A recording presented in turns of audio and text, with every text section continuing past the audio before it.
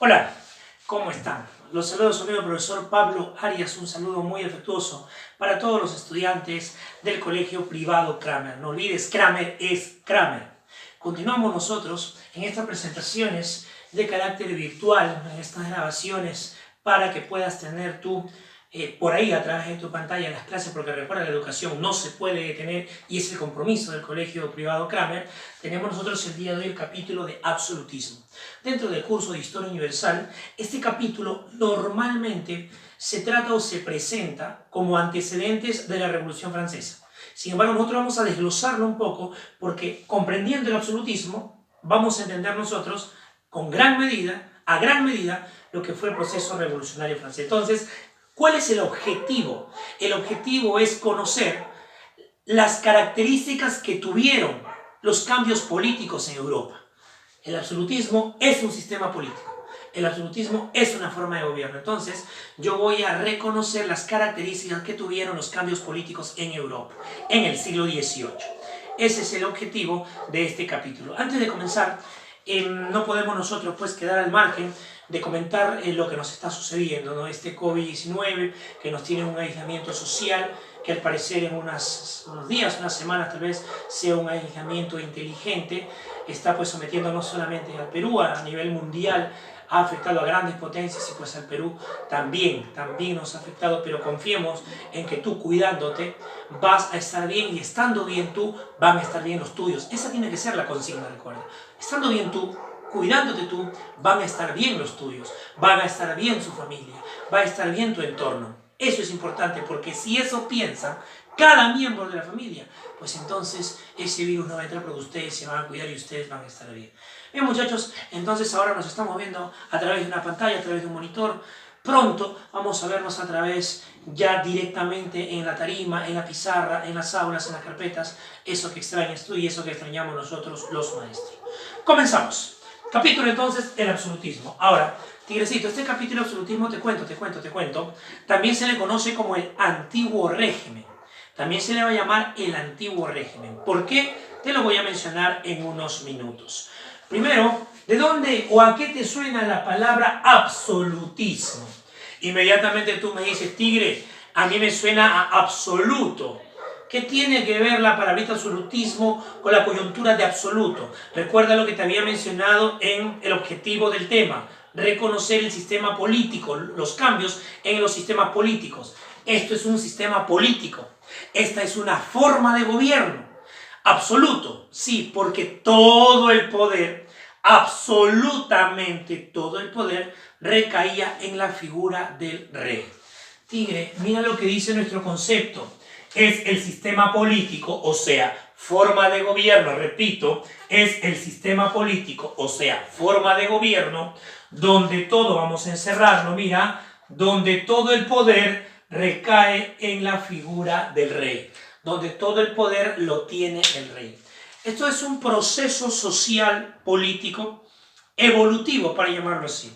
Allá por el siglo XV, siglo XVI, siglo XVII, se presentan monarquías autoritarias que terminan en monarquías absolutas en el siglo XVIII. Tigrecito, ¿y por qué se presenta esta coyuntura? ¿Por qué se va a dar esto? Porque recuerda que en el mundo feudal, en el feudalismo, el rey, a pesar de que nominalmente tenía todo el poder, en la práctica, en el papel tenía todo el poder, pero en la práctica el rey realmente no tenía todo el poder. En la práctica, en el terreno, en la vida, en la sociedad, quien tenía el poder era el señor feudal. O sea, en el papel decía pues que todas las tierras le pertenecían al rey, por lo tanto, el rey era el más poderoso, pero no.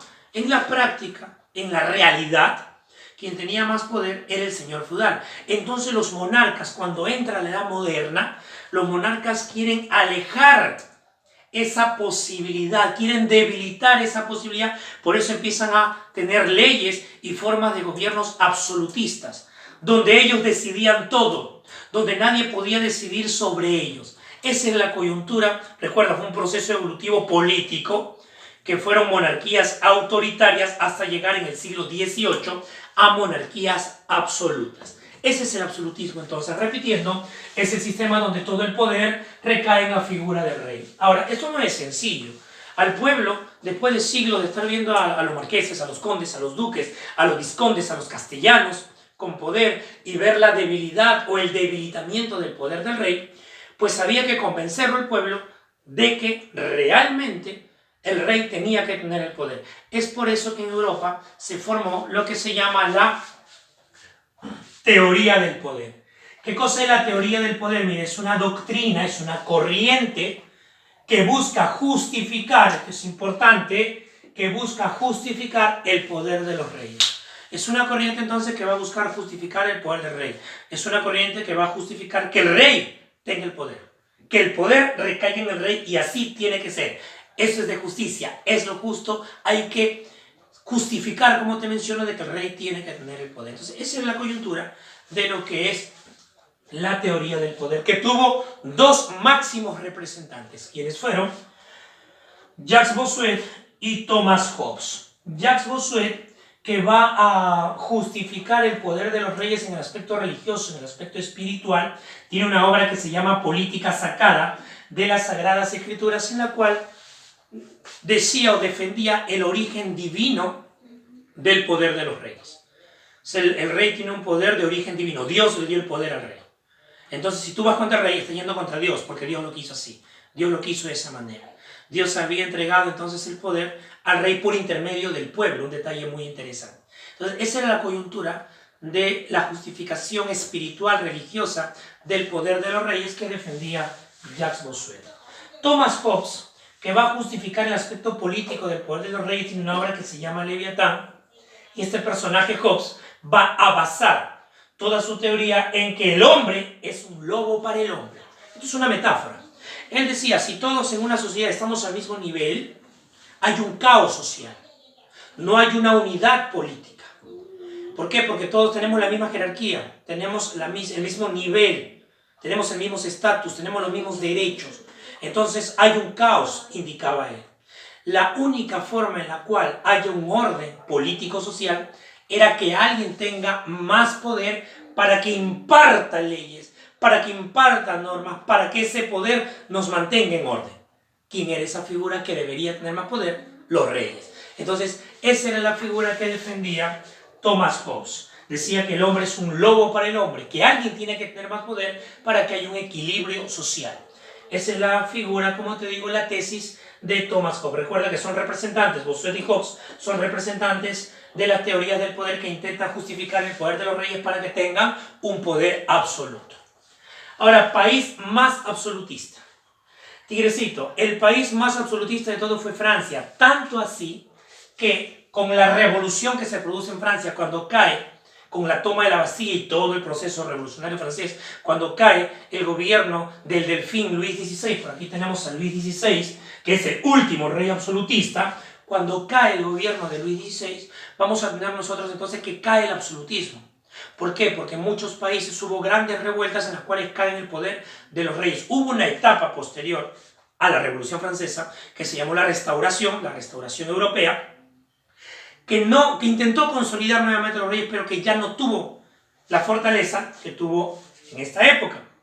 Es por eso que el absolutismo también es llamado antiguo régimen, porque nunca más las monarquías europeas tuvieron las características, la solidez, el poder que tuvieron hasta la Revolución Francesa.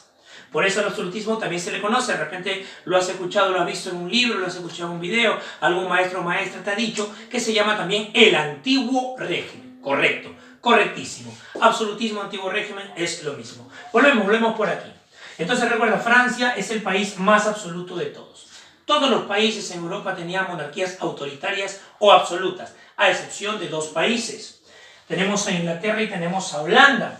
Aquí teníamos nosotros la presencia del poder legislativo, había un parlamento. Vamos a hablar de Inglaterra, por ejemplo. El gran parlamento inglés. Se vivía una monarquía parlamentaria, por llamarlo así. Si hay un parlamento, hay legislación. Si hay legislación, hay leyes. Entonces había un poder constitucional. El rey no tenía todo el poder porque estaba equilibrado por un parlamento.